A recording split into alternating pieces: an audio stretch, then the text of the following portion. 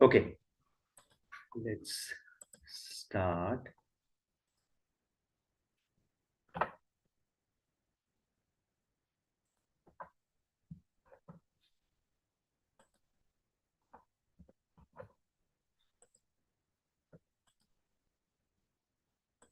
Okay, we are continuing with our MDI 007, and today we are looking at labor process and its implications. So, in fact, I keep repeating this in subsequent units. Why we need to understand about these labor processes and the whole concept of labor and how it has moved over a period of time is because economic factor are one of the largest factors which lead to migration and subsequent diaspora formation.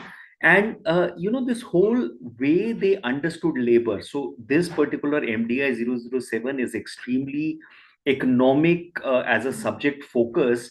And I keep saying, if you look at it from a macro point of view, you will understand how, as capitalism came in, or as industrialization came in, and as the society became much more complex, how economists understood labor and how this led to labor movement. So today let's look at the labor process and its implication. The objective is define labor process, importance of labor process to capital accumulation, links between globalization and nature of work. And as we have been doing for the last couple of units, we start with a small quiz. So question number one, what's an industrial engineering and manufacturing system serves as a basis of modern social and labor economic system? Supports industrialized, standardized mass production and mass consumption called. Take a guess. Ford model. Sorry, the Ford model, the Fordism. It is called the Fordism. In fact, we'll read a little bit about Fordism in this particular unit. Question number two. As a form of social life, Fordism is characterized by three things. Conveyor belt, mass consumption. So it is characterized by mass media, mass transport, and mass politics. So at the end of the day, Fordism led to the conception of mass. Fordism also was a way in which standardized products came out in a mass production way. Question number three, one of the earliest attempts to apply scientific management to the production process was called? We briefly did it in, I think, unit 4 or unit 5. It was named after an engineer, a scientific guy. Anybody wanting to take a guess?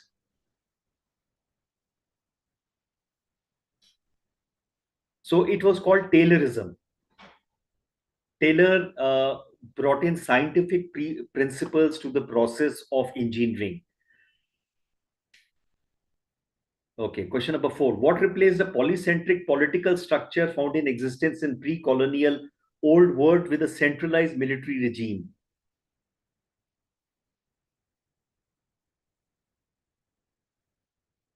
Who will take a guess on this?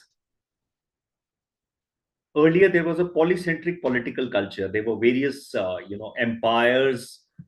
This was replaced by a centralized military regime.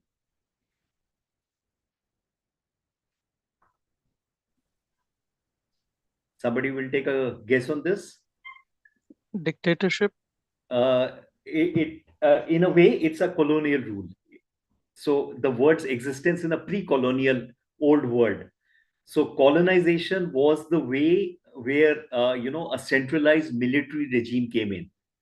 So there were the British, there were the Dutch, there were the Portuguese, there were the French.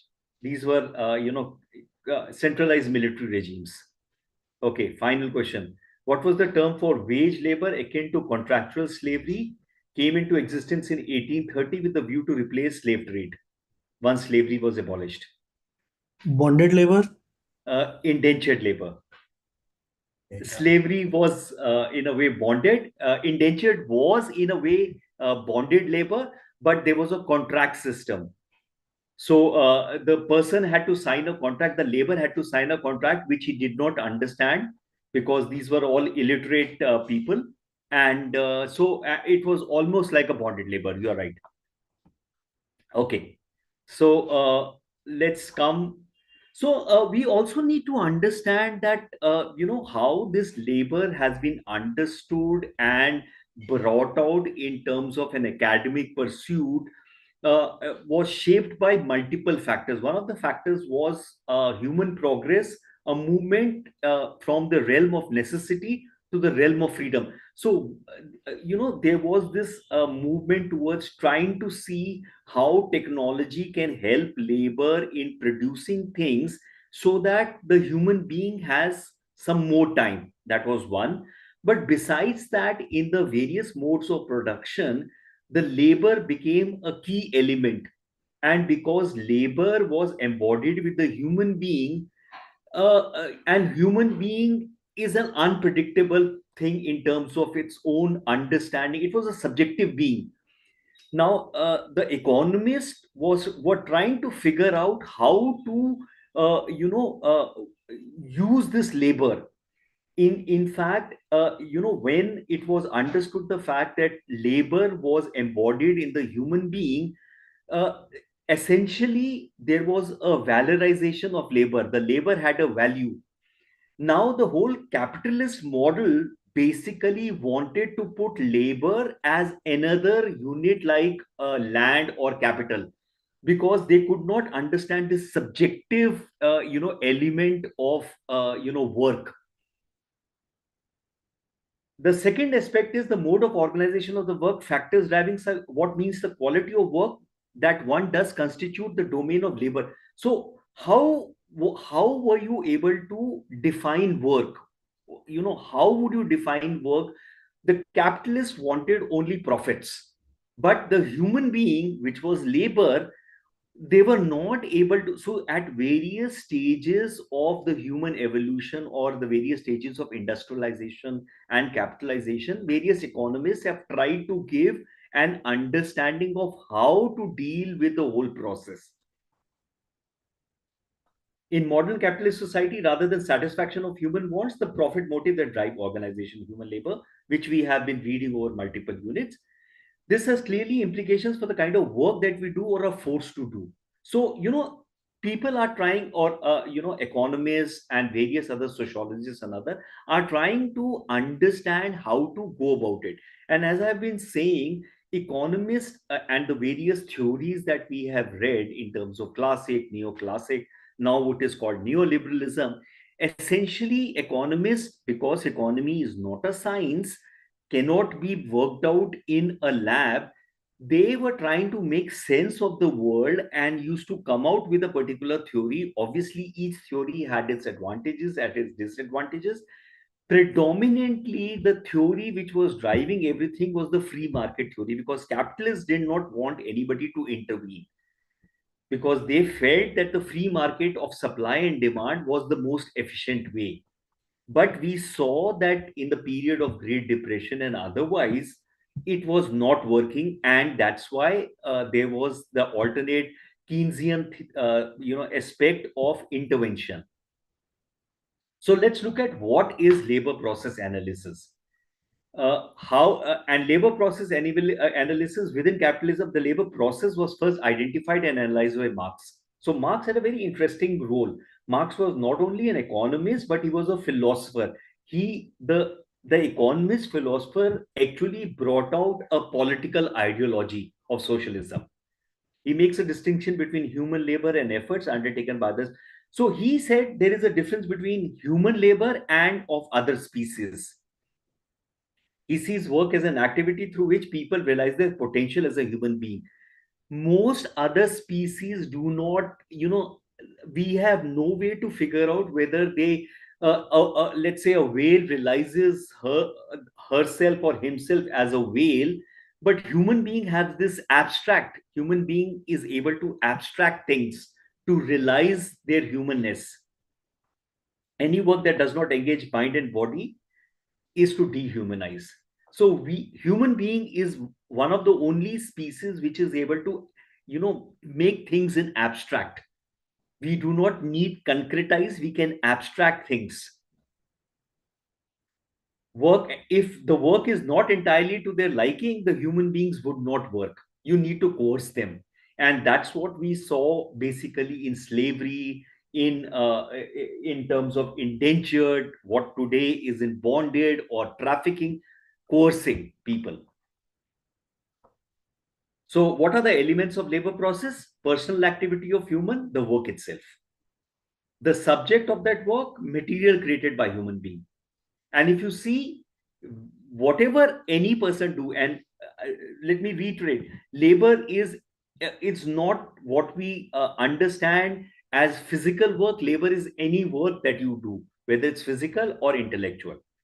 So it is, the elements are personal activity, subject of that work, and the instruments.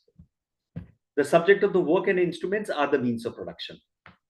And if you see, anything that you do is labor. So even if you're cooking, there is labor involved. Because what is that work that you're doing? You are producing food, processed food, or cooked food to eat. What is the process you do and the instruments that you use? In fact, the work of labor could be the raw material for further processing. So, for example, you're picking cotton. That is also work that you do. That cotton that you pick then can be processed into textile. So there are two different aspects to it.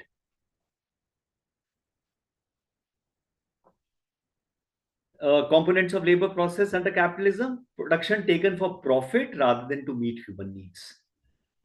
So the whole thing of capitalism worked on profit. Production is therefore undertaken for exchange rather than for own consumption. So as the society became complex, the initial subsistence production moved into production for exchange, for sale. Exchange value of commodities produced thus are important. Things produced therefore should have both use and exchange value. And only when the production is much more than the use that can you exchange. So obviously the term that we use multiple times is surplus value. So we will see how this surplus value gets created. Presence of wage labor with no access to the means of production. And if you see, this complexity also subdivided as to who produces and who owns. An employer capitalist, on the other, who owns both the means of production and the capital. That's how the society started become complex. And this becomes very interesting when you have a macro perspective today. You will see that the whole processes also worked with the way the society started getting complex. And the society started getting complex when the population of the human beings started increasing. Till the population was stable, there was community production, people were able to feed. Once the population started increasing, there were ways and means which the society devised to somehow enhance production, and subsequently the whole process of capitalism, industrialization, and so on and so forth came about.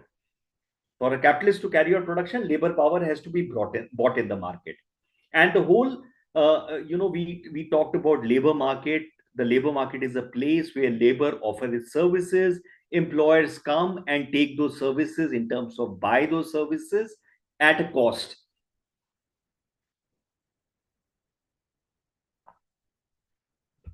What the labor offers to the market is potential labor. It is left to the capitalist to ensure that the potential for the labor offered for sale is translated into actual labor. So it's not just the labor which is available. The human being says, I am the labor, I am offering my services, but that does not lead to surplus production and profits. So the capitalist makes sure that the labor, that potential of that labor is exploited and value is created. And the production of surplus value, therefore, is the bedrock of capital accumulation. The surplus value has to be created. If there is no surplus value, then it's subsistence. And that is why when you see, let's say, an example of agriculture, agriculture started with subsistence when so one needs to have a large farm and a surplus production to be able to sell that crop. Otherwise, it's only be subsistence. There is no other incentive for capitalists to produce use value.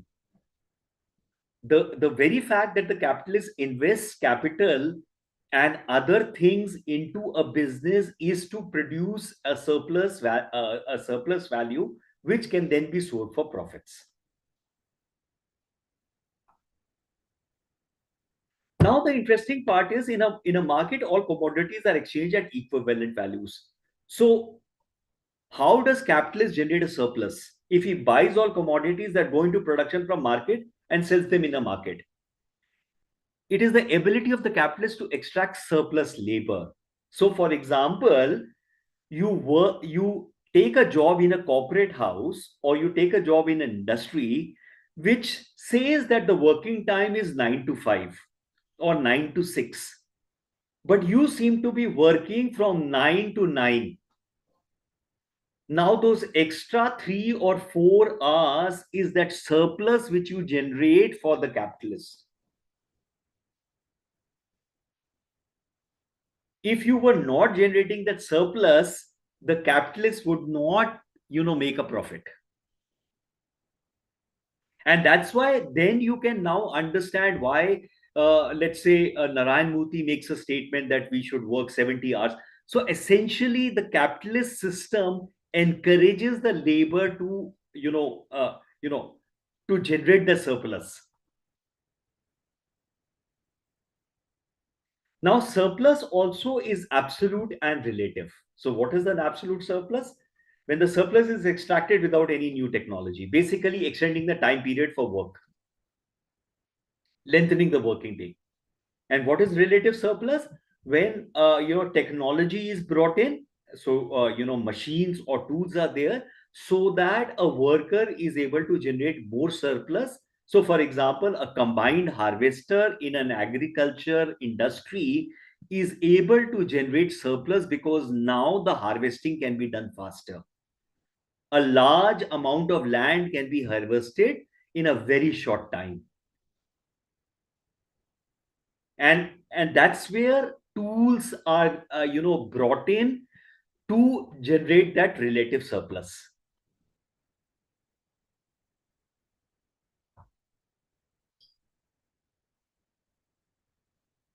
The range of possibilities depends on their ability to coerce workers into accepting various techniques.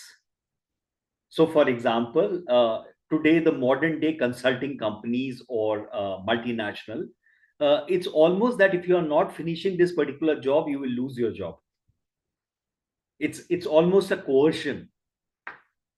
If workers are organized by trade unions to resist the length of working day, employees have to rely upon mechanisms of extracting relative surplus. Politics is brought in. The political party is able to bring in rules. The role of power and its distribution between capital and labor and between different factions of labor and capital is critical to shaping of the process. So various mechanisms are brought in terms of taking the surplus. So let's look at an example. So is this an example of absolute or relative surplus? I had shown you this example. Condominium in Gurgaon, I think, have fixed the rate for various labor jobs.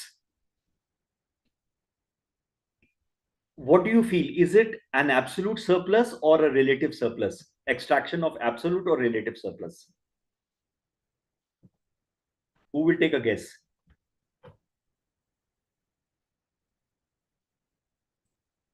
So this is absolute surplus. Yes, absolutely. This is absolute surplus. And look at the means of extracting that surplus. All the householders who would have purchased, houses in crores have got together to push the labor to give surplus. So, for example, a flat cleaning 3 BHKs 1000, 2 BHKs 800 per month. There is no mention of the fact that they have a vacuum cleaner in terms of relative surplus or a dishwasher in terms of relative surplus. They are expecting the labor to use hands to mop or clean or dust. So you see, various mechanisms are used to extract surplus from the labor. And if you look around, in fact, in the jobs that you do, you will realize that you are creating surplus. Each one of us creates surplus in various jobs. And that is how profit gets generated in the capitalist system.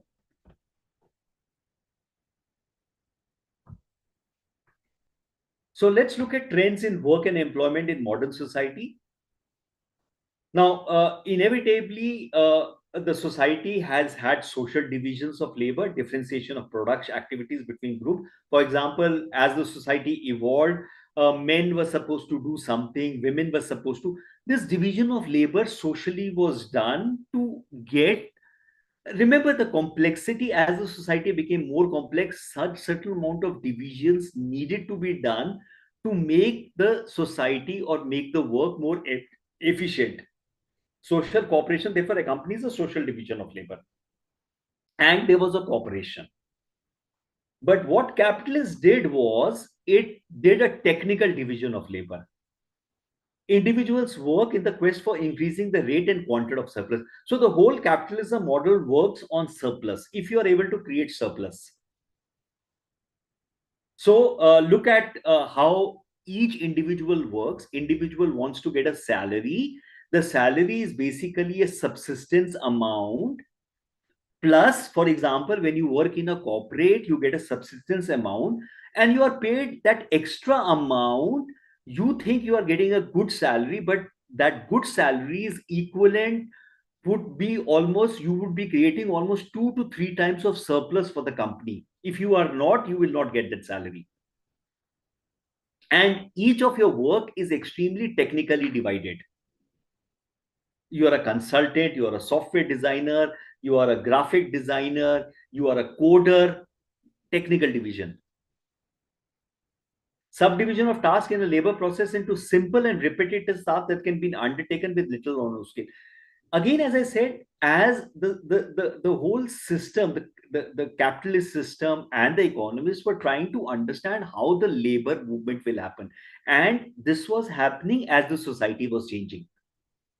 So during the industrial age, as the factory line was being produced, you wanted workers who could be replaced, but who would know to put that particular component in the assembly line. But if a worker only knows to put one component, that worker is replaceable. So you are devaluing the worker. There is no value to the worker. You can take one unit of worker and remove it and put another worker. That can be undertaken with little effort.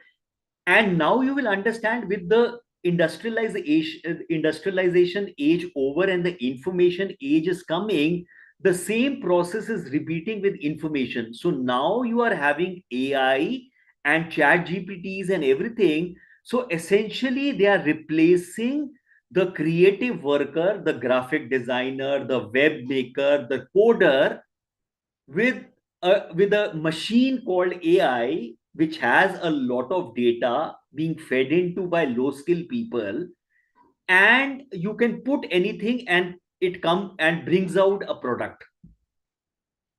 So the labor shifting is again happening. So rather than a guy with a skill of understanding designs, color combinations, and everything, now you have a machine which has already all those data fed in. You give a prompt and it gives out a product. The modern society is getting that much more, refined and complicated. While technical division of labor increased productivity, it was causing devaluation of skills or de-skilling. What we are doing now also with AI is we are de-skilling. So any person without any skill now can make a graphic, can bring out content, can make a website. It is de-skilling. Efforts to increase surplus extraction within the capitalist labor process. So a graphic designer who had a creativity and a skill set and would take a certain amount of money is now being replaced by an AI model, creating surplus. Marx called this phenomena alienation and labor working under such conditions alienated labor. Adam Smith saw this as an inevitable consequence of development of productive capacities of an economy, which can be compensated through moral training. Remember, we keep hearing the words moral dilemma in a modern society. So inevitably, Adam Smith, the father of modern economics, saw this, that this was an inevitable consequence. Let me here reiterate the fact, when we look at scholarly and academic pursuits, we do not look at right and wrong. We are looking at perspectives, how people were seeing the society moving and the concept of labor moving. Because when you see the concept of society and the labor, you will understand how migration is happening.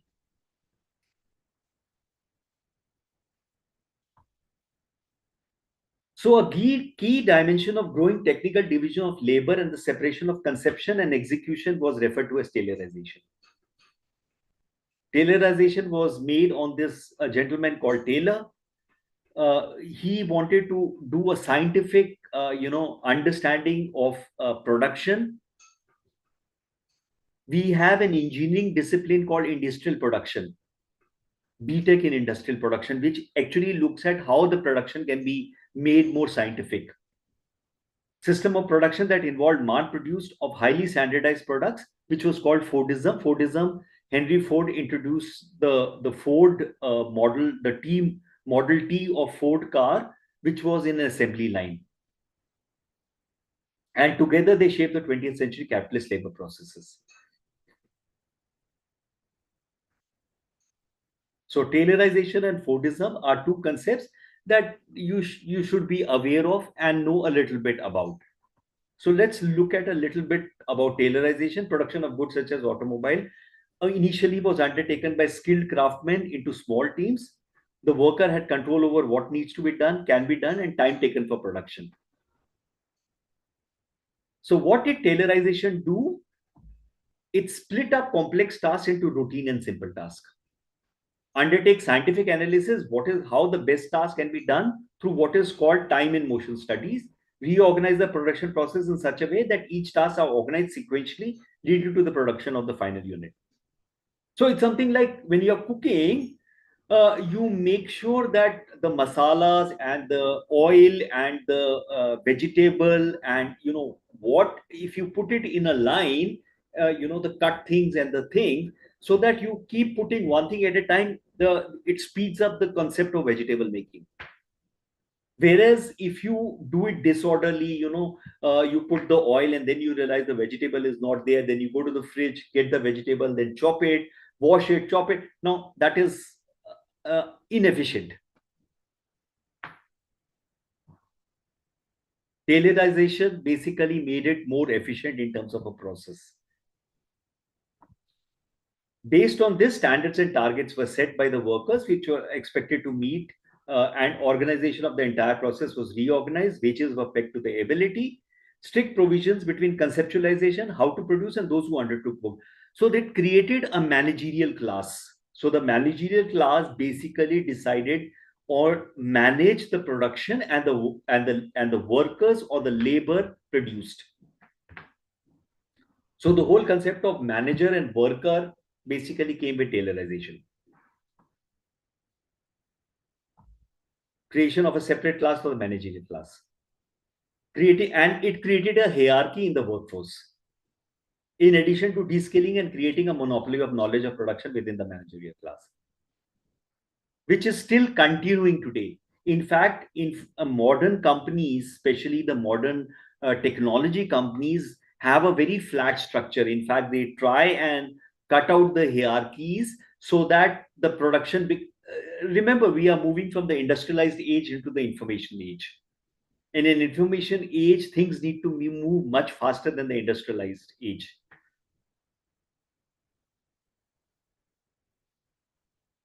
So this was Taylorization, and then there was Fordism. Henry Ford introduced the Model T in 1908, semi-automatic assembly line. Key features of Fordism: enabled the work and material to flow to the worker instead of worker moving. So now the worker is stationary and the product is moving.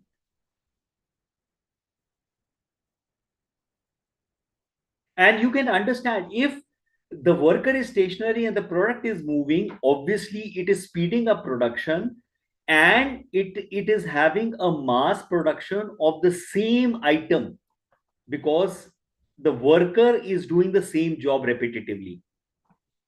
Would be working at, there is an assembly line, fixed stations, and the position of workers was calculated to ensure that the work does not spend more than. So you are extracting more absolute and more relative work, not absolute.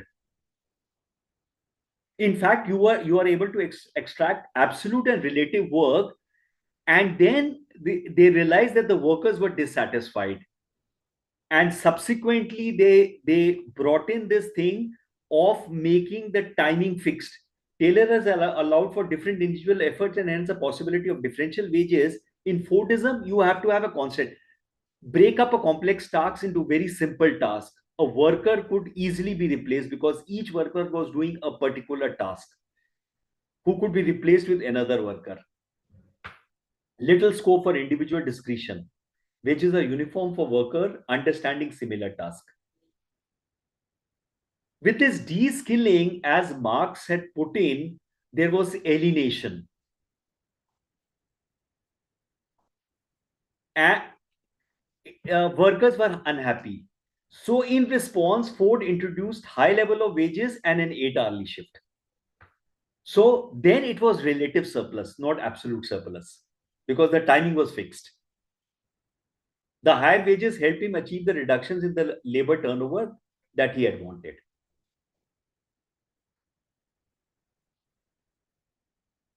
Which is what today, for example, multinationals and corporates do. They pay a higher wage to reduce turnover, but the work is very limited that one does in the whole production process. And that's why a lot of people feel alienated in the work they are doing.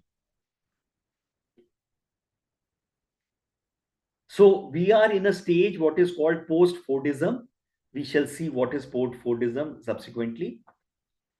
Is the shaping of consumer. Now, to increase the production, you have to shape the consumption and markets too. Because now, if you are increasing production, you have more surplus. That surplus needs to sell.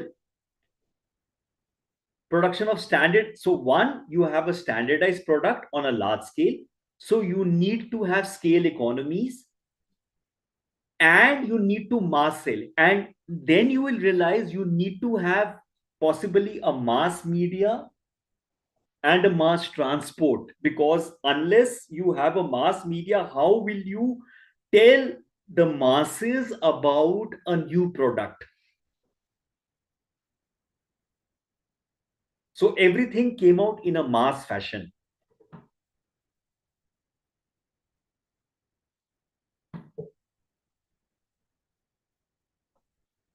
Given the huge investment in machinery and material, firms can make profit only if there's a demand for product. That demand started being brought out in terms of mass media. The advertisement, selling more and more of the same product at lower prices, therefore important to realize profits. Development of standardized market, therefore a corollary to Fordist labor process. So you see, the society is moving along. Technology, society, patterns, labor, everything moves along. So for all that, a lot of you would have heard about determine, oh, this has led to this. It never is a deterministic process. There are multiple engines which runs parallelly in a society. So technology most of the time keeps up with the society. What the society wants, the technology will come. So now we are in an information age. There is enough data which the society is producing, and hence you have concepts like artificial intelligence or AI engines, because there is enough data. It's an information age. People want that data. You have got the technology. Incidentally, AI has been a catchword since the 80s. It's only now that enough data is there for an AI engine to run. A combination of tailorization of production and use of Fordist production techniques, increase of labor productivity, a capitalist phase of large-scale mass production and consumption, which led to loss of control over the work processes by the worker, increase in the ability of managerial class to exert control over labor, fed into the reorganization of production in a number of sectors. And this led to a servitization of employment. Servitization is nothing but the service industry. So you see the industrialization inevitably, the outcome of industrialization was the increase of service industry. More and more workers began to work in services sector because the production process was much more streamlined and much more efficient, so that extra workforce started moving into services. There was a standardized product. That standardized product was being mass produced. So what would the labor do? Move into services to service that product.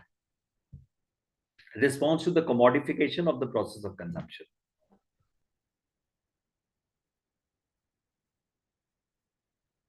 Two began to be, and then the service sector too began to be going through the same process. High level of automation. So that was Fordism. And then there was post-Fordism and flexible production. Now, after the phase of mass production and mass consumption, the phase changed. Inevitably in history, if you see, everything changes. There are cycles, there are phases, this phase change. So when the phase changed, people wanted individual products. Crisis in Ford was emanating from rigidities introduced in the labor market in terms of fixed tenure, fixed social benefits, sustained wage increase. That was the way the Ford was structured. Consumption pattern was changing, with consumers not satisfied with standardized products, looking for new design in products. So you see today, the technology, everybody looks at personalization. And you see the technology also follows personalization. For example, your algorithms give you a social media feed which is personalized to your taste. So if you look at a YouTube channel which involves Urdu Shairi, you will only get videos of Urdu Shairi. If you like Punjabi songs, you will only get Punjabi songs. It is being personalized rather than mass. Consumption patterns were changing. Limits to further productivity increases or innovation based on. So obviously there are limits. How much increase can you do with whatever technology? Crisis lay in the rigidities of labor markets, technologies and product market. New phase of accumulation sought to undermine all of them. And hence, flexible production, flexible accumulation, post-Fordism. For example, when Nike came up with the tagline "just in time," there was this new production technique of not accumulating stock, but to give stock just in time for the production to happen. See, inevitably, the industry keeps pace in. Essentially, the underlying thing is to make profit. Profit comes from making surplus. So now, if you are not able to create surplus, you try and reduce cost for making that surplus. If you try and reduce cost, obviously your surplus will go high. So if you see, the whole industrial process is trying to create surplus. So what kind of flexibility is there? Functional flexibility, numerical flexibility. So what is functional? Workers enjoy permanent employment but expected to undertake variety of tasks. For example, technology company, there are no support staff. You are supposed to be doing your fax. There is no fax anymore. You're supposed to be doing your email. You're supposed to be making your own documents. You're supposed to be making your own coffee. It's a functional flexibility. You are an executive and you're doing everything. And then there is a numerical flexibility. Low skilled or unskilled worker continue to take routinized tasks but demand vary across time. Core of multi-skilled and permanent workforce with a large secondary and peripheral level market. You see that all around the whole concept of contractual staff. In fact, in the next unit, we will see how this thing of trade unions and permanent workers have given way to all this movement of, the secondary workforce.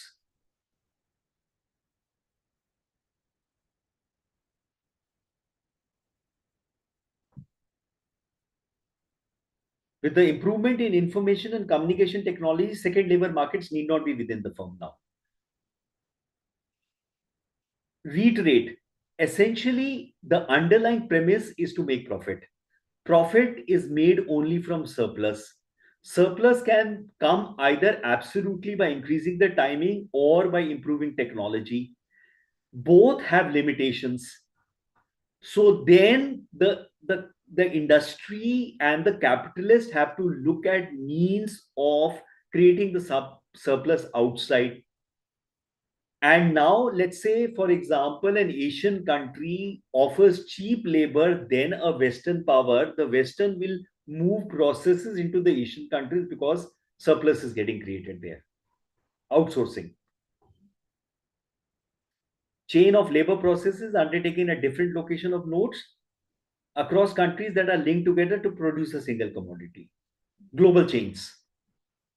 So most of the foreign, branded products are today produced, let's say manufacturing is done in China or India or Bangladesh or Philippines. Cheap labor.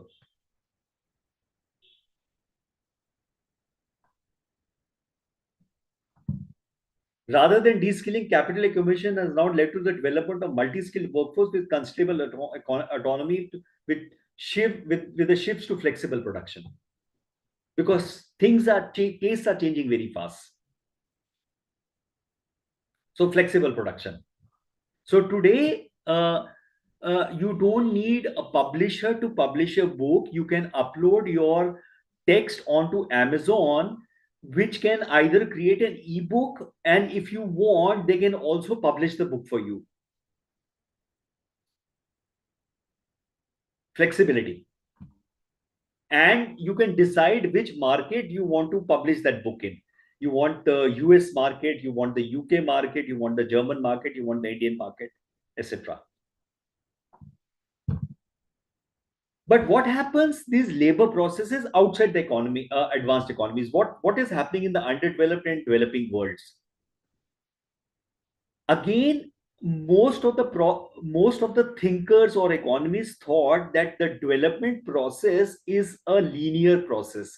That the way developed countries did, the underdeveloping countries also, if they follow the same path, will lead to the same development. That has not happened. That capitalism penetrates, the workers are dispossessed from the means of production and became wage laborers. In India, this does not happen, even for export-oriented sectors, because each country, each demography is different. And India had a particular specific issue. What was the specific issue? Economic and political.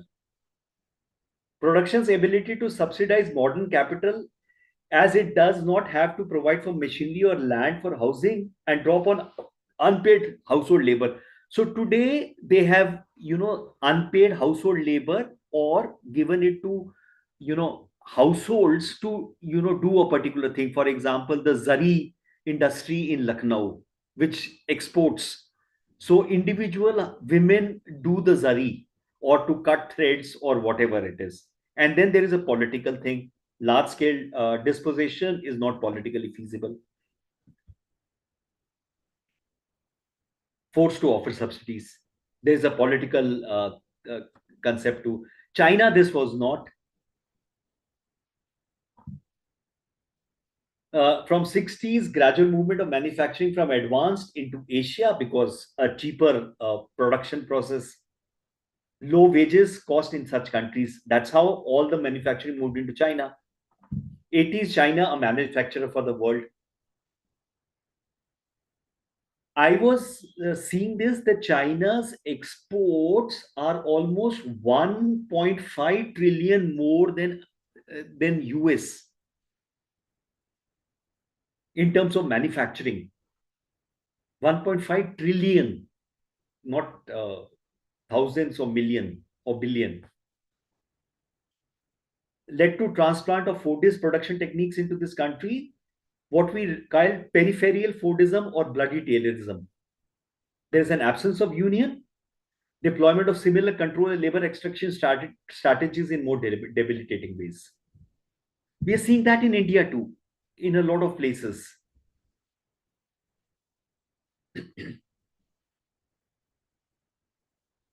And that countries say that allows us to compete in the world environment. The Western economies say that you need to have certain regulations. There is this negotiation which is going on. Presence of large segment of informal labor not subject to state regulation consists bulk of the workforce. There is less resistance to extraction because there are no trade unions. Capital in the informal economy is also found to drop on existing social institutions such as gender and caste to keep wages low. This also implies that modes of labor control, paternalist authority and kinship ties rather than modern bureaucratic. So the Western nations had the modern bureaucratic processes.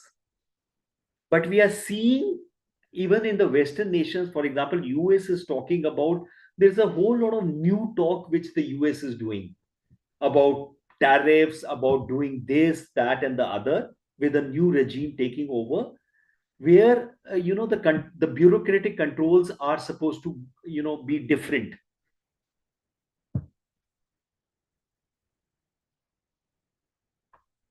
Incidentally, a way for a lot of industry to get surplus is to use smuggled and illegal migrants, trafficked people, because they don't have to pay anything. So it's almost bonded labor, which is used for creating surplus. In the absence of state production, bulk of workers are thrown to the countryside, constitute a mobile army of workers. Thus, it will be hard to neatly categorize labor processes as Fordist or post-Fordist. We are almost out of time. Summing up, human processes produce to reproduce themselves is the core question addressed by labor processes, fundamentally transform the dimension of reorienting the whole production of commodities. Premised on generating increased surplus from production, various techniques have been deployed. So again, industry and various people have been deploying techniques or ways to increase that surplus value, so that increase of surplus then leads to profits.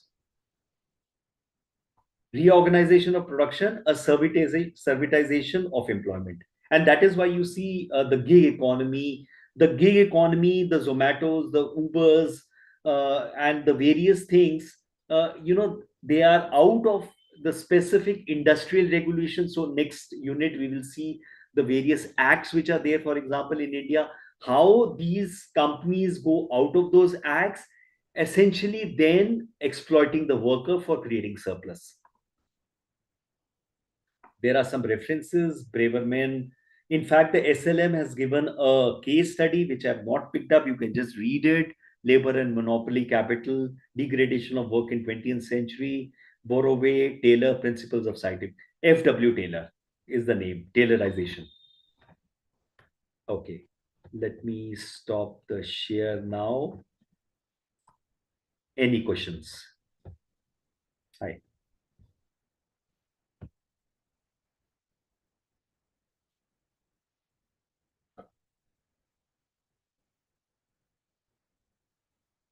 You can always, in case any doubt arises or any question arises, you can, now that I'm on WhatsApp, you can send me a WhatsApp. You can send me a question or you can send me a note, WhatsApp note. So again, as I said, economics look at in terms of a macro perspective, because more often than not, the largest cause of migration is the economic factor. Obviously, there are other factors, but economic is a large factor, and that is why the whole MDI 007 is looking at various aspects of economics, some theories about how movement happened, how people understood labor, how economists explained how labor movement is happening, and you can see this continuing still in the new information and technology age.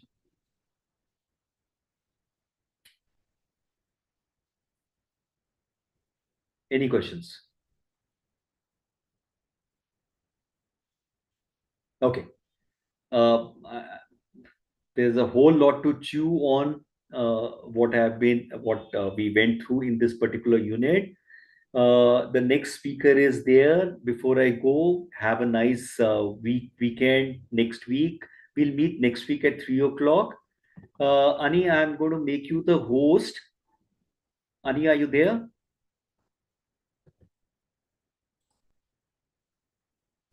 Hello. Good afternoon. Yeah, I'm here. Okay, Ani, I'll make you the host once the YouTube the live streaming carries on, so you don't need to do anything.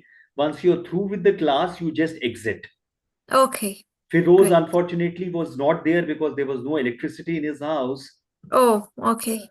So you see, in spite of all the communication and all the technology advancement, a very small factor can, make everything go astray. So I'll make you the host. All you need to do is after you finish the class, just exit. Okay, sir. Everything will shut down then. Yeah, Okay, great. I'm making you the host. Mm-hmm. Okay, you're the host now.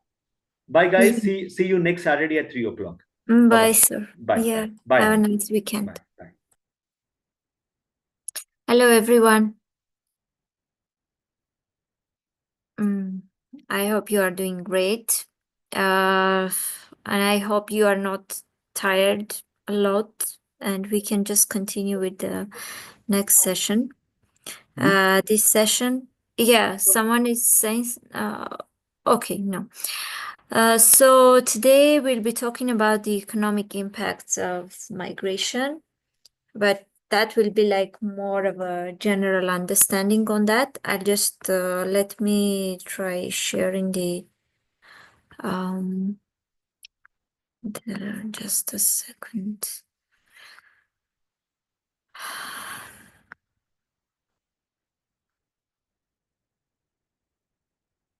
Once you see just tell me if you can see. Okay, I think it's there. You can see the screen, right? Yes, ma'am. Okay.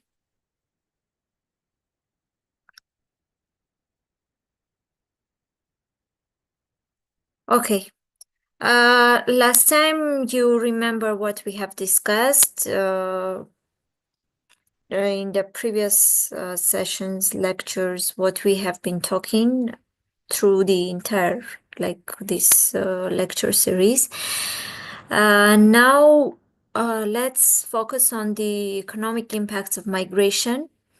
Through the class, through this entire lecture, will be the objectives that we'll be touching upon will be on how to understand the interlinkage between globalization and migration. We'll also try to evaluate the role of migration in the development of the economy, elaboration of diaspora entrepreneurship and investments, the knowledge on the impact of remittances on the home country, and we'll try to just see or touch upon a little bit on the Indian case study also in the end. So we, as you remember before, initially we were talking about globalization.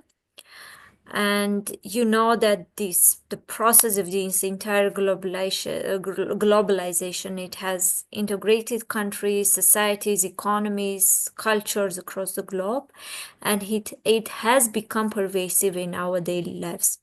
So what John Connell is saying on globalization is that globalization, as you can read, it can be seen in association with the spread of capitalism, commercialism, consumption, global corporations, industrialization, and trade.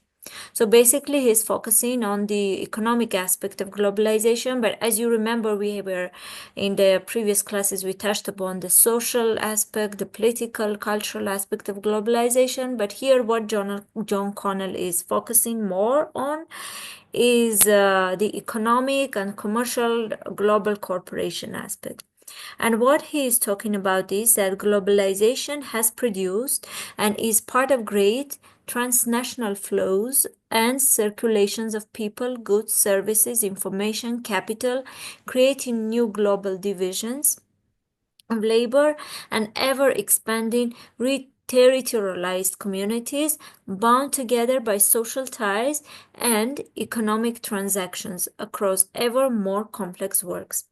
So just like goods and services are moving freely, what we can understand from here, the people are also moving with immense hope to live and work overseas.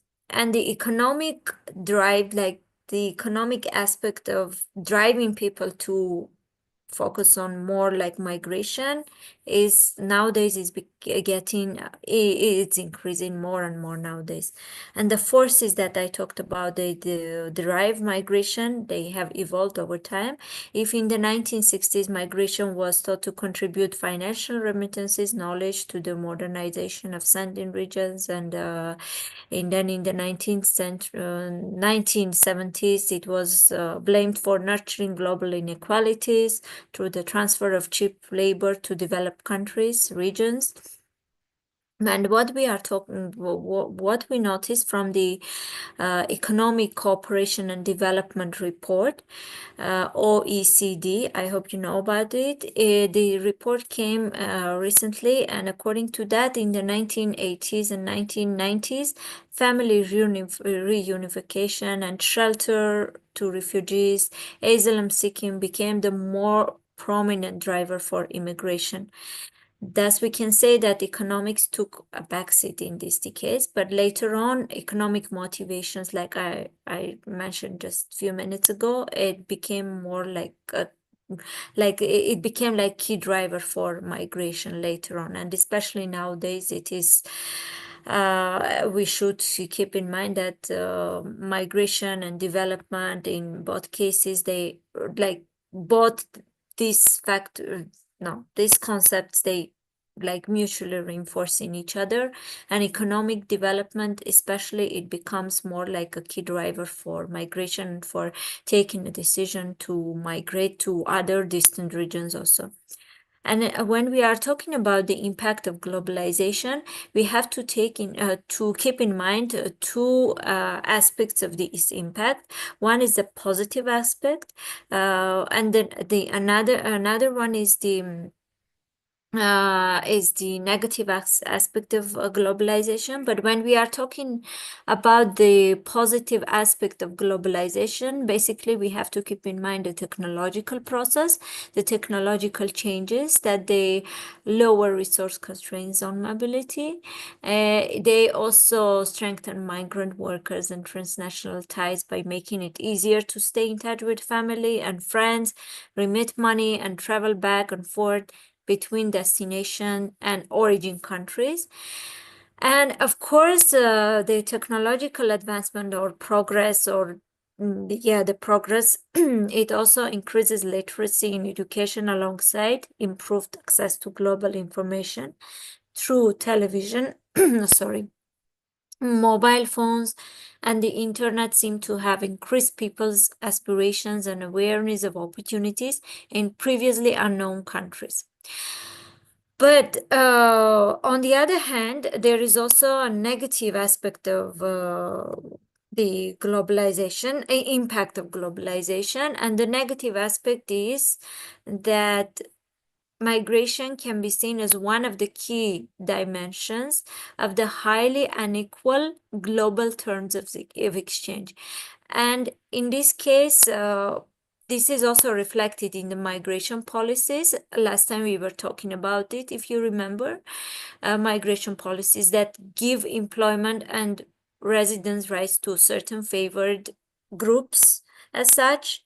The favored groups can be like skilled labor, wealthy groups, etc. But at the same time, they can also exclude lower skilled migrants from such rights. And in this case, what we notice is that workers, they generally become like commodified input into the production, just as any other raw material. And also this can increase when we are talking about the policies, migration policies in general. They can also increase the exclusion mechanism that do not stop migration, but they are likely to make migrant workers more vulnerable to exploitation on the labor market. And when we are talking about this, we basically talk about the lower skilled or non-wealthy migrant groups. And of course, again, we have to mention that globalization as such, whether it's the positive impact or the negative impact, it is impacting all the lives of people in both positive and negative ways. And we have to ensure that the positive effects, they need to be sustained and they need to be enhanced, while the negative impact or the negative effects of globalization, they need to be minimized. And in this case, the migration policies also have to play a big role in this. I just touched upon the migration and development while talking about the economic development also, and the when these two concepts mutually reinforce each other. And in this case, we need to remember that sorry, migration affects, and it is affected by the developments taking place in all levels. It can be local level, regional level, national and global level. And the reciprocal relationship between human mobility and this development that I mentioned, it is increasingly recognized by countries. And when we are talking about migration and development, we also need to remember the UNDP handbook on migration and development. And in this handbook, the human mobility generates mainly like 4 types of capital.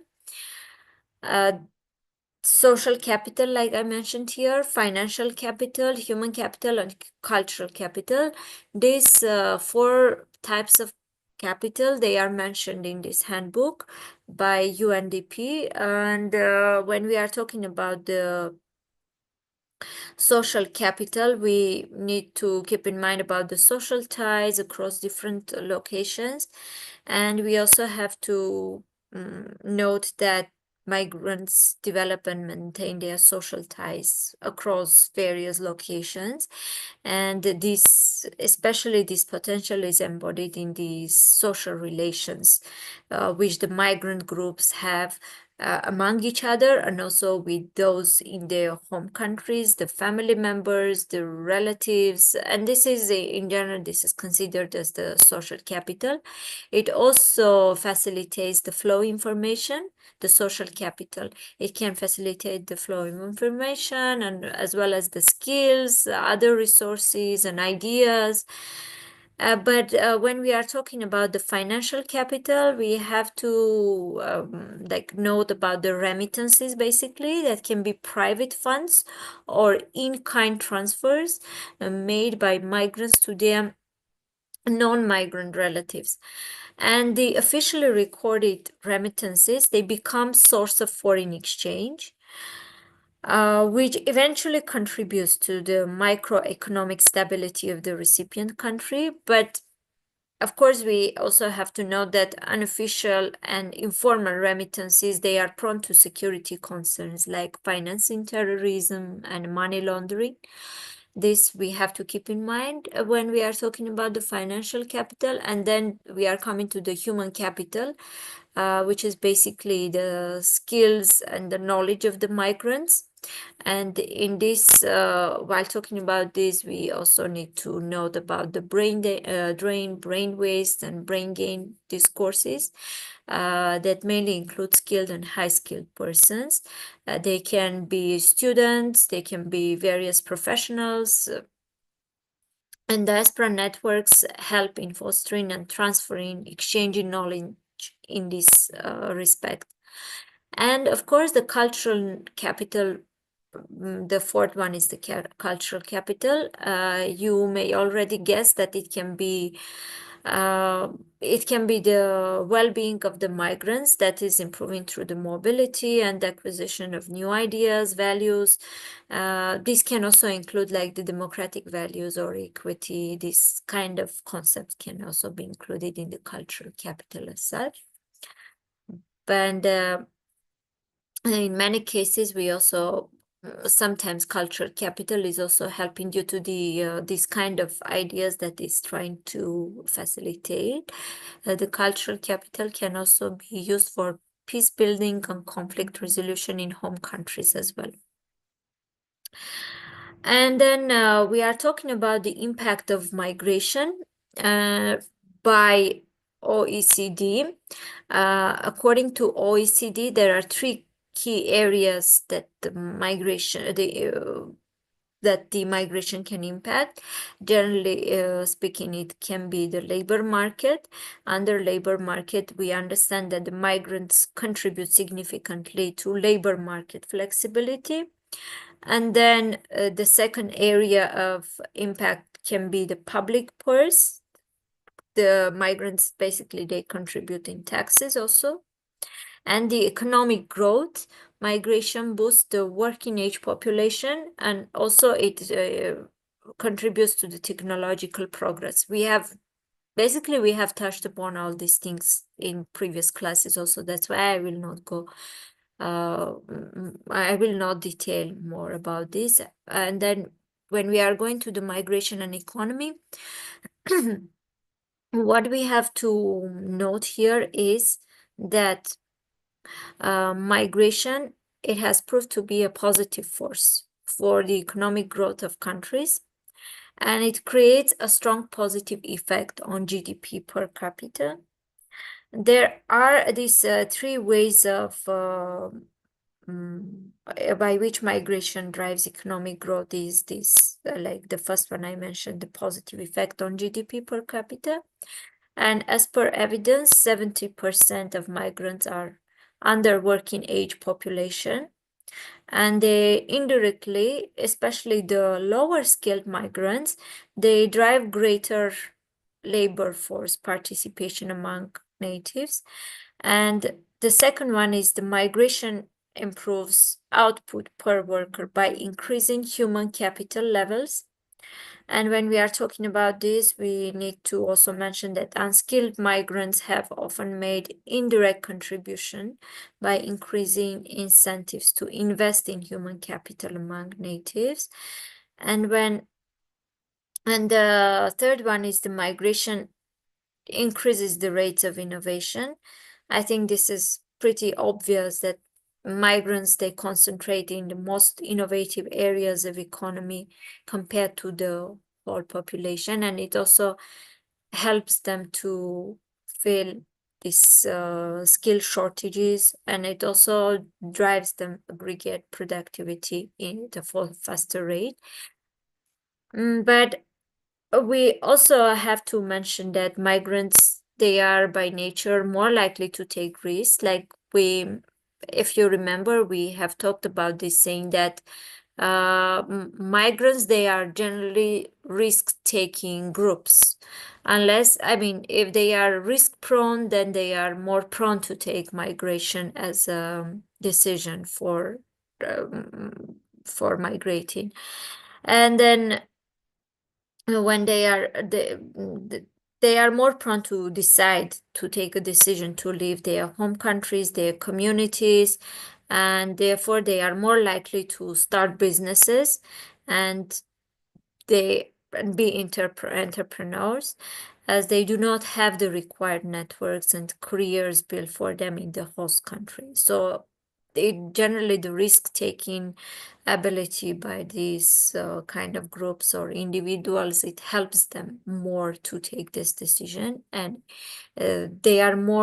they take the decision of becoming an entrepreneur more easily. But many concerns, they can emanate from the results of technological change.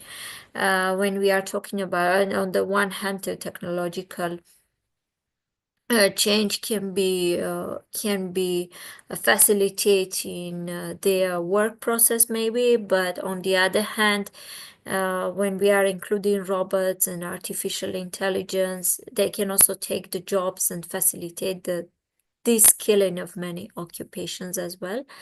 That's why, like, the decline of these concerns, basically, they need to be managed effectively.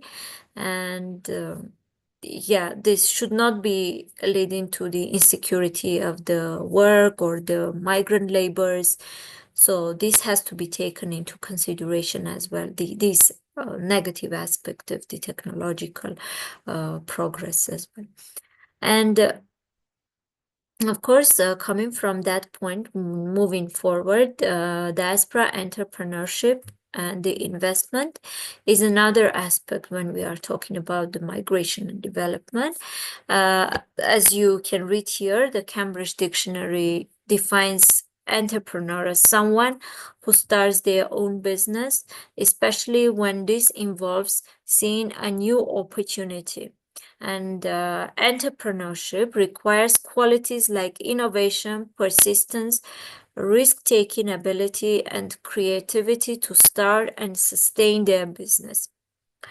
And we basically not we, but the scholars basically in scholarly literature, there is the following classification of entrepreneurs.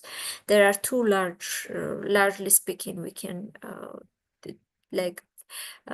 talk about this, classify entrepreneurs into these two groups: the necessity entrepreneurs and the opportunity entrepreneurs. The necessity entrepreneurs, they are those who create their own small businesses as they cannot find other suitable work of their choice. But generally speaking, diaspora entrepreneurship, it has immense potential to contribute to the development of creating businesses and jobs, for stimulating some innovation, or of course, and in creation of social capital as well, social ties across borders. They can also channel political, financial capital as well for their home countries and towards their countries of origin. And the opportunity entrepreneurs, they are those who recognize and take advantage of market openings. They are known as opportunity entrepreneurs, but they can create economic opportunities and gain profits from their businesses. The main distinction that I would make between these two classes, or these two groups, I would say, is that opportunity entrepreneurs, they are basically very well aware of the host country rules and regulations and culture and the entire, like, the business environment, and for them it's more easy to start a new business in a host country, and thus also to channel their financial capital towards their home country or the country of their origin. And of course, again, we need to talk about the risk-taking ability of the migrations. When the migrants or migrant groups are more risk prone, they are these kind of diasporic communities or members of diasporic communities, they start business more easily, and it is due to their knowledge of the local political, cultural environment, like I mentioned. And also they may be having, in many cases, they may be so much well versed within the host society that they can even have some connections, personal connections, and that can also help them. And of course, the linguistic proximity, sometimes it is also helping in and starting a new business. And this is also part of the opportunity entrepreneurs group, this classification. So this can be advantages for the opportunity entrepreneurs to be more effective in starting a business. Of course, when we are talking of the entrepreneurs, the remittances, they cannot be missed in this entire narrative, and the diaspora financing, like we generally talk, and the channels of remittances. They can be formal and informal. They are basically remittances. They are very important when they are like they can be treated as mechanism through which the migrants can transfer like finances, their earnings to their homes, to their relatives, and they can be considered one of the most dominant route through which non-migrants get benefited from the migration process. And they can also like comprise these remittances, they can comprise money transfer from abroad. These can be also gifts in kind, and they can be both like money and gifts in their nature. And that's why when we are talking about the formal one, we need to keep in mind about the official banking channels through which the remittances are sent. And they are not like formal remittances. And for you to be to make it easy for you to understand, like formal mechanism, they can be like Western Union or some commercial banks, other similar institutions as well. And the informal ones, they can be private and unrecorded channels. Maybe if you know more about this Havala or Hundi system, maybe you can talk about it, and you can later on you can comment on it, because I know much about this system, and it may include these remittances informal. They can be also sent to their home countries, to their homes, relatives, through friends or relatives. And in many cases, the migrants themselves can be they can be themselves like taking the money back home with them. And here, I'm not sure if the photo is clear, but this can be like the general like picture of the remittances through formal and informal channels. And yeah, it's mentioned here, like the commercial banks, money transfer company, credit unions, post offices. But now the significance of remittances is such, like the following, maybe you can see and you can have a look at it. Remittances, they can increase the recipient country's foreign exchange reserves. They are less volatile in nature in comparison to any other source of foreign exchange earnings. Remittances can support generally support the development of financial sector development through a positive impact on bank deposits and credit to the private sector. At the household level, remittances cover daily living expenses. They provide cushion against emergencies and helps in making a small investment in business or education. And lastly, they are better targeted to the needs of the poor in comparison to foreign aid or foreign direct investments. when talking about remittances, the diaspora philanthropy is basically a bigger part of those remittances. And in simple words, we can say that philanthropy is the private, and it is, of course, voluntary transfer of resources for the benefit of the people. And philanthropic resources, they may be monetary, they can be in kind, and human resources like the professional experience, technical expertise, contacts, or any direct service, they can also come under the category of this philanthropy.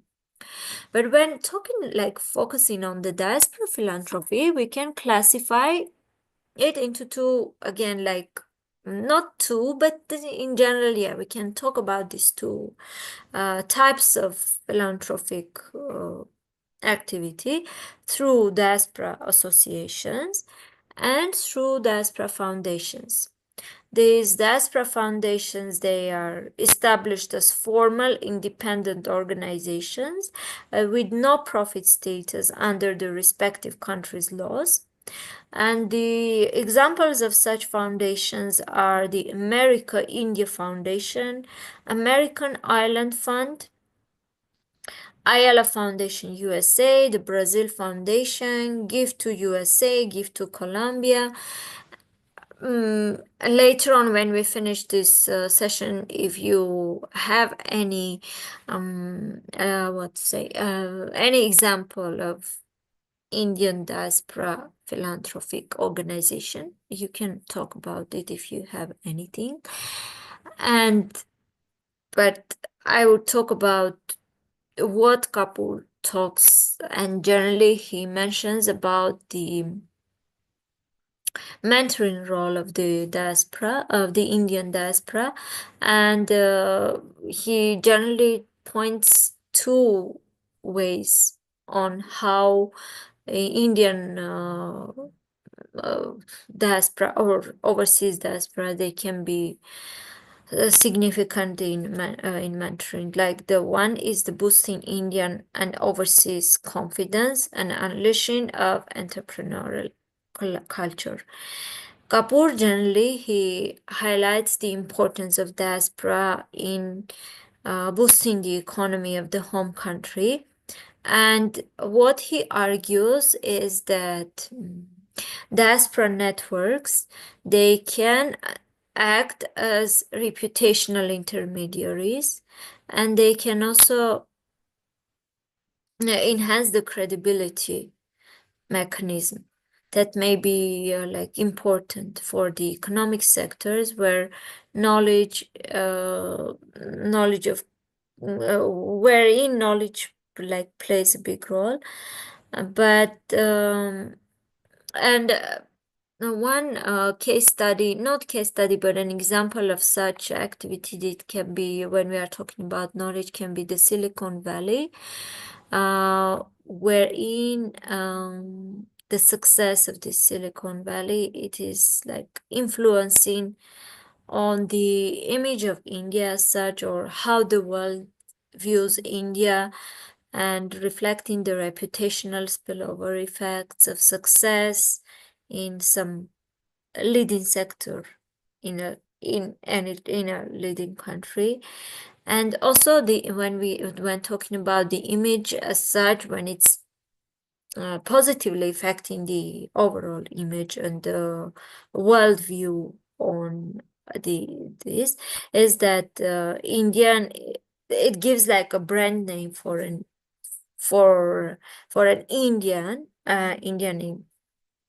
And then wherein Indian as such is viewed as a software programmer and signal of quality, just like when we are talking about made in Japan, or yes, in these terms, I mean, it is creating this kind of positive image. And later on, if you want to maybe to have more knowledge, or you want to read about, if it's interesting for you, you can just go through this some sources on remittances, on globalization and migration, on this reciprocal the relation between these two concepts. And of course, if later on you also need some more references on the economic aspect of the migration in general, you can just ask me or I will just share with you. So maybe that's it. If you have any question, maybe you can just, yeah, you can just intervene. Hello, mom. Hello. Yes, how are you? Thank you, fine. You have any I'm fine. question? Yes, I have a question. We can consider brain drain as well as economic impact of migration. Brain drain, yeah. Yes, we can. What is your question? Sorry, I couldn't hear My you. question is, we can consider brain drain as the economic impact of migration. This is the question. We can. Can you repeat it? I'm not able to. Okay, let me increase the volume. Just say it again, please. Yes, I was asking if you can consider brain drain as well as the economic impact of migration. Economic part of migration. Yes, Brain drain as economic part of migration. That's your question. yes, yes. Of course, this entire lecture I was talking about, it was the economic aspect and the economic impact. And brain drain, of course, it can be another aspect of economic aspect of brain drain. Why not? We Okay, can. okay. That was my question.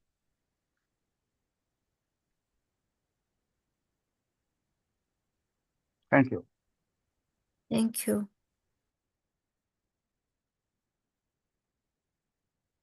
We have this another, apart from brain drain, which is the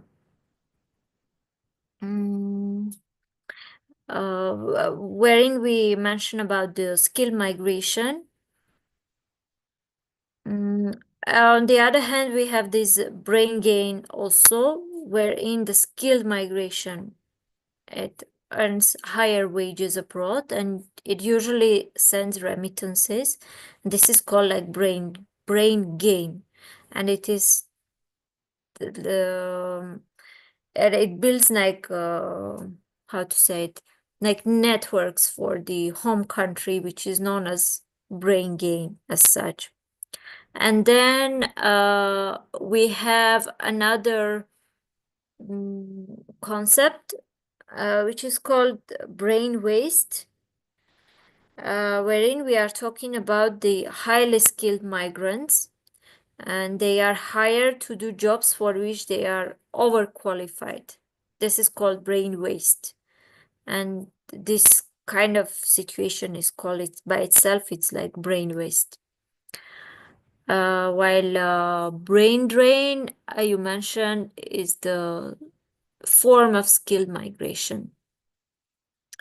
And the return of investments in education, it is made by sending countries. They are like, in this case, it's like thought to be lost by sending country.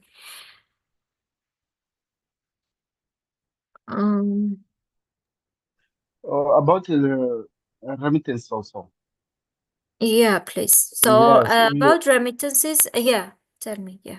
yes. We discussed earlier about the remittance, saying that remittance is not only sending money, but sending materials like cell phones, Of course, yeah. clothes. You can consider also remittance. Yeah, this can also be remittances, like I mentioned. Remittances, they are not just monetary in a monetary form, but they can also be in kind, like I mentioned. They can also be like gifts. They are also kind of remittances. and the way they are transferred to their home countries or to their relatives or to their family members, this also varies. It can be formal and informal through formal Okay. banking system. But when there is an informal way, then there is through the informal way, when you are sending it through unrecognized means of transferring, let's say like that, then in that case, there is not a threat, but a negative aspect of that is that it can be unrecognized, and sometimes it can be not contributing, but it can be used for terror means also, purposes also. So Okay. we should be careful when distinguishing like these two types of channels, channeling the remittances through formal and informal means. Ma'am, just Okay. a So, question out of curiosity. Sorry, Dominicos. Can I okay. continue? You can go ahead. I'll ask later. Okay. So, for finish this question about remittance, if Mhm. I don't send direct money to him, like my parents or my relatives somewhere, but I pay directly for the one service, like I'm paying service for healthcare or school for my children directly to the school. Also, we can consider this remittance because Yeah, this I'm not selling to my relative, and after that he is going to pay, but I'm paying directly through the account, I'm paying to Mozambique directly. yeah, that's also We can also. remittance. Okay, Yeah, okay. Thank you. thank you.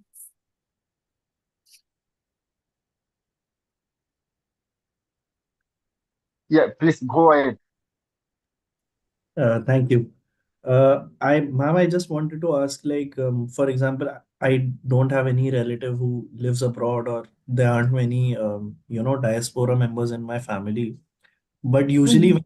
when transactions happen through Western Union, are they liable to deductions and everything? And is that why people avoid formal means and try these informal channels like Hawala and everything?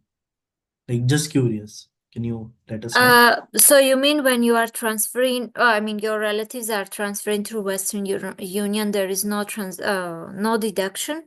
So they are, or there is Yeah, deduction? that's what I'm asking. Like, are there deductions over there, like heavy deductions? That is that why people avoid them? Perhaps. I personally, I don't know whether, but I'm just guessing that there might be some deduction when you are transferring using some official means. Of course, then what's the benefit of that for them, the profit, or let's say. Perhaps that's one of the ways that people are choosing to transfer, whether it is a gift or not transferring it through post offices or through other couriers, but through some known people. Then perhaps it's because of that. I'm not sure, but yeah, it might be one of the reasons. And of course, one reason is that, but another one is also, like I mentioned, we have to be careful with that because some groups, like transnational groups, they can also use this means not uh, not being recognized on this.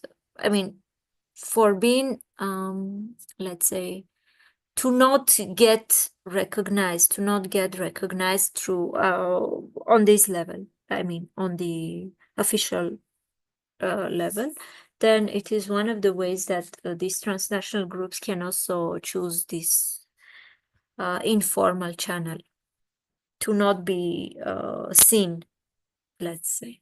That is one of the dangers also, maybe. But yeah, if there are deduction, of course, people will choose the other way. Okay, thank you. Do you know any about any Indian philanthropic group, or like, have you ever noticed? Because like when we are talking about the technological progress, of course, there are many groups, online groups also, or philanthropic groups, who are like I mentioned, who are channeling their capabilities through the online means towards their home countries. So nowadays we should talk not only about the physical way of activities, the physical activities of philanthropic groups, but also the online non-physical ones that are happening across various social networks, that can also be perhaps noted by you, that the physical one is not the physical organizations that exist, like physically existing organizations. They are not the only ways of diasporic philanthropy. They can also act online, and through online means they can also channel their contribution or their activities towards their home countries.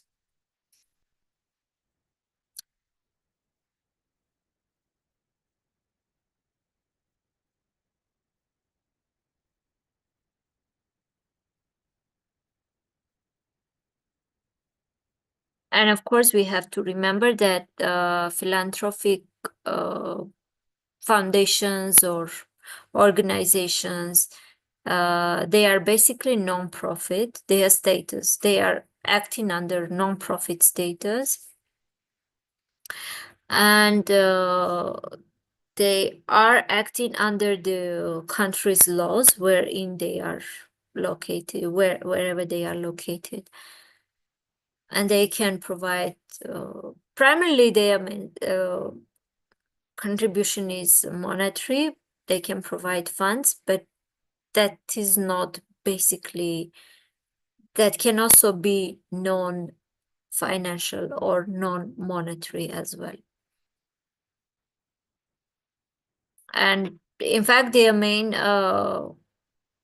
the philanthropic groups, organizations and foundations, their main purpose is to, how to say it, like to foster the ties and bonds between these various diaspora communities and their countries of origin.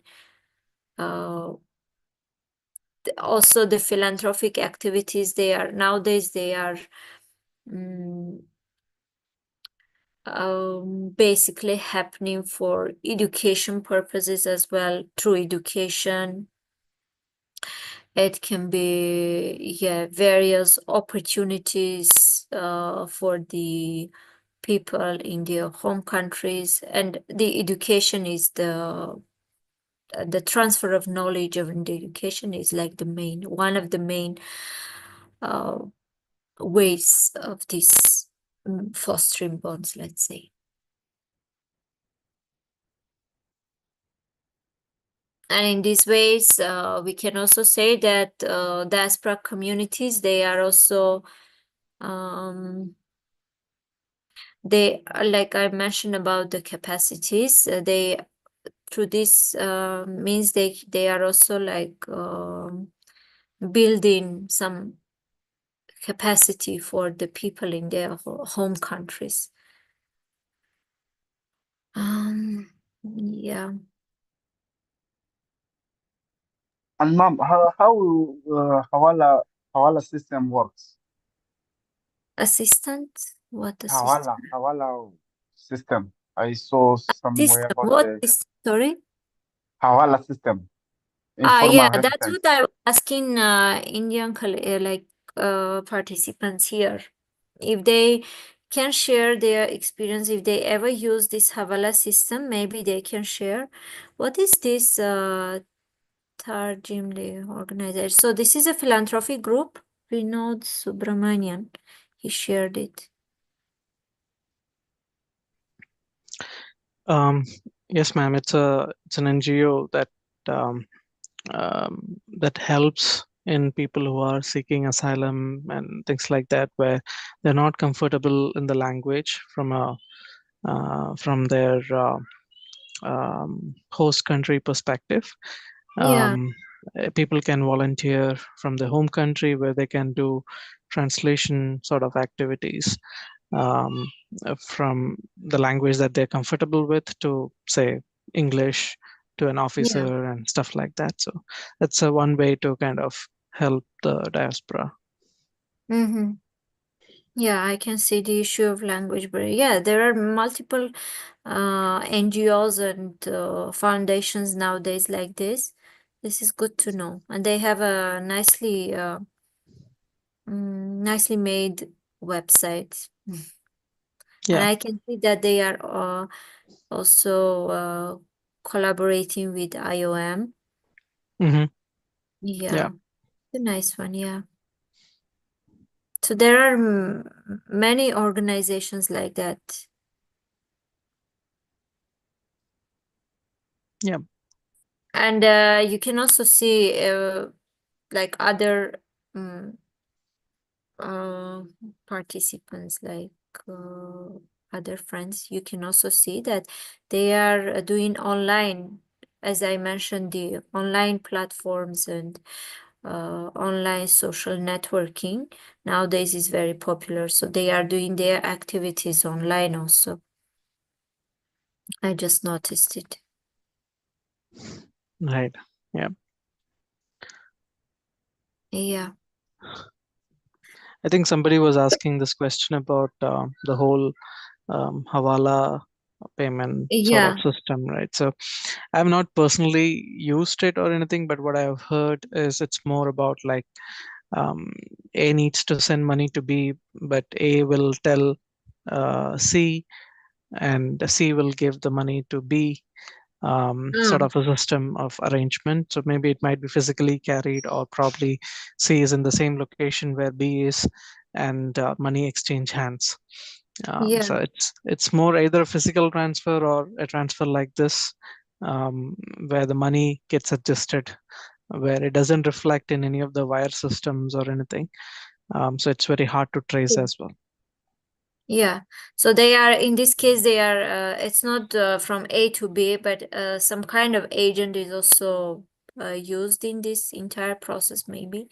But Yes. as you mentioned, it's not reflected anywhere. So it's not like it is physically transferred. They are not using any kind of, any source of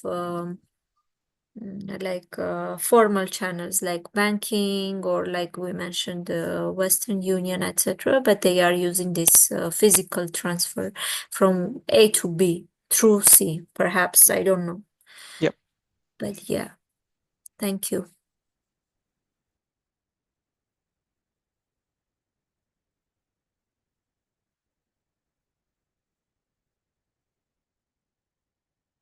Have you heard about GATs, the General Agreement on Trade in Services? No. Nope.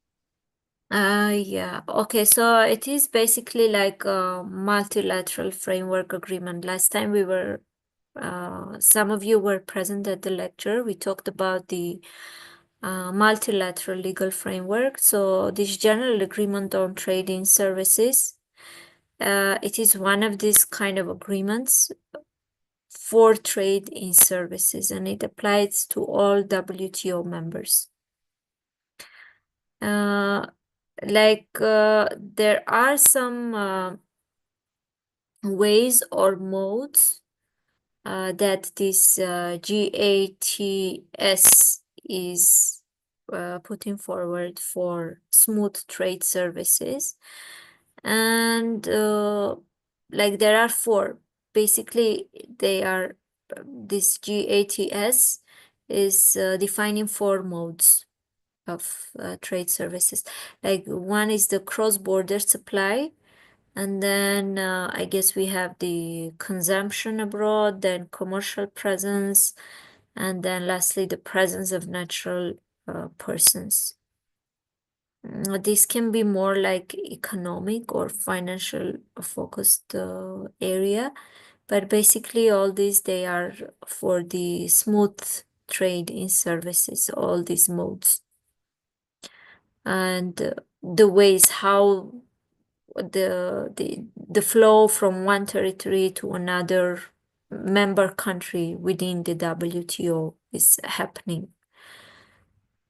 And of course, this banking or banking services, they are like one example of this entire, one of these ways.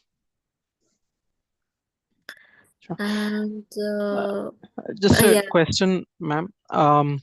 Are there any scholarly articles or papers that can refer where they specifically talk about migration and entrepreneurship? Like you did mention about that in today's class, where how it is sort of correlated, and how people get into the entrepreneurship part in a different country. Are there Yeah. any papers or any scholarly articles that could refer for more info? Maybe you can have a look on the World Bank reports, record on high remittances sent globally. It is one of them. I'll just find it and share with you. Just a second. Sure. Is it just about the remittance part, or is it just about it? It focuses more on how they really set up an organization in a new country, how they become entrepreneurs, which they couldn't do in their home country. No, it's not about that. It's just like a record on that. But let me see if I can find like basically the I will just find something, but the migration and the economy I shared with you, but the entrepreneurship global. Yeah, I mean, it can be after the class as well, ma'am. Just Yeah, wanted I to will check. just have a look and share with you. But right now, I will share this high remittances sent globally in 2018. This is the last record of the World Bank. Let me just. Sure, thank you. You can have a look at this, and then later on, maybe.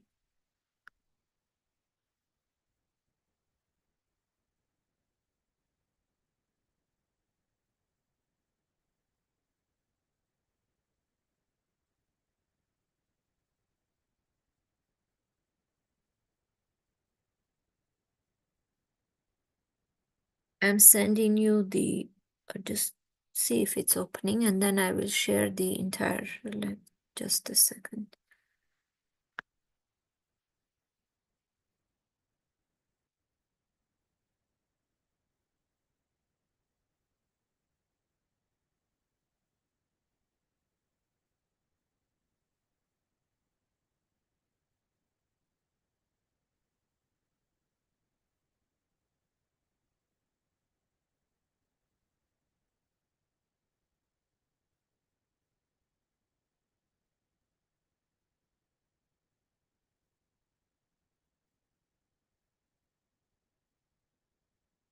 Maybe the thing that you are talking about, it's more like of manual character, I'm not sure, but of course I will have a look and see if there is anything about the entrepreneurship. You mean the flows and maybe some, right? If I'm not mistaken, you are talking about the flows in entrepreneurship. Yeah, I mean, more in terms of the steps and the Practical. process and the Yeah, outcomes for that, right? A lot of, say, for example, there are a lot of movement happening between countries. Say, for example, yeah. Canada has a lot of such programs, and people from the global south sort of move even on the entrepreneurship, setting up a Mhm. entrepreneurship event or a business unit there, and then they probably being successful or not. So just wondering like how people are doing it, where they are able to do that in a foreign country, but they are not able to do it in their home country. Yeah. So this can be like both like some kind of practical observation as well as some theoretical background. I will have a look and come back with some reference next time. Sure. Thank you. So far, do you have any comments on the entire process of the classes? If you think that you lack something or you want to know something more in general, you can just tell me. If like something is missing for you, something you would like to adjust, or I don't know, anything that you like or dislike that can be improved also. You can always come up with your opinion.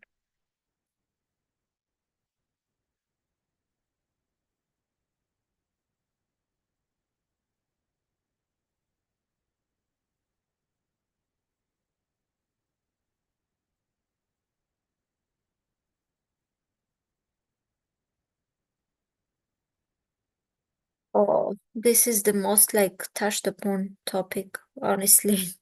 And these days it is more like politicized. Climate change migration. Climate change migration, I would suggest you to have a look on the one of my colleagues was I mean friends. She was working on the climate change migration in Africa. And it's I think when you have a look on this one, it's really, if you I'll get back to you with some reference on the African case study that is really interesting. But of course, this is a big issue nowadays, climate change migration. And that migration, the African case study was basically happening among various tribes and various communities. And this is a big issue, I would say.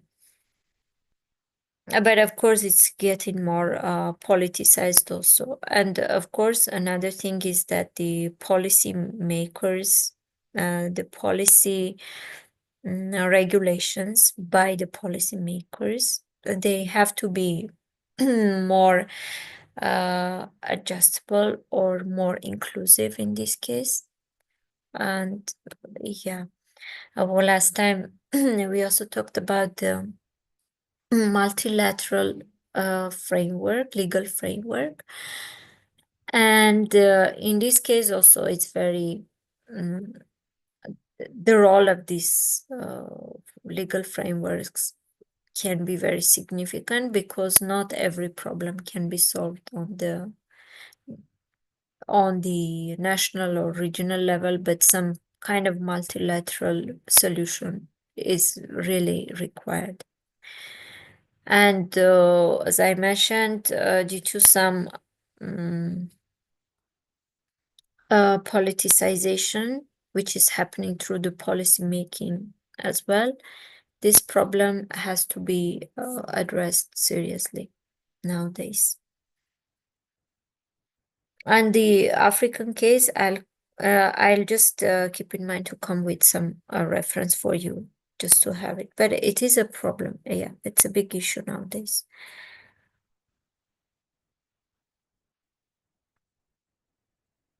And there are, of course, nowadays this climate migration due to climate change is a very big topic in the scholarly literature.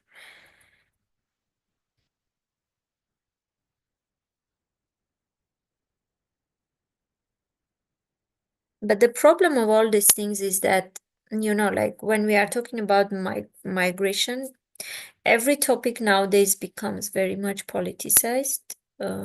So, and climate change is not an exclusion from all this migration via this climate change, I mean.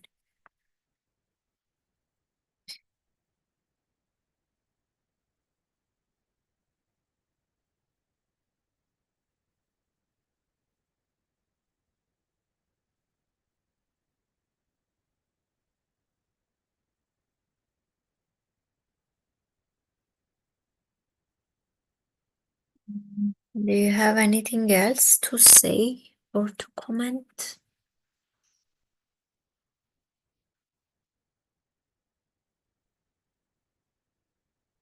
If not, then we'll meet next Saturday. Okay. Okay, Have a Mom. nice, Bye-bye. yeah. So have a nice weekend. See you next week. Thank you. Bye Bye-bye. bye. Bye.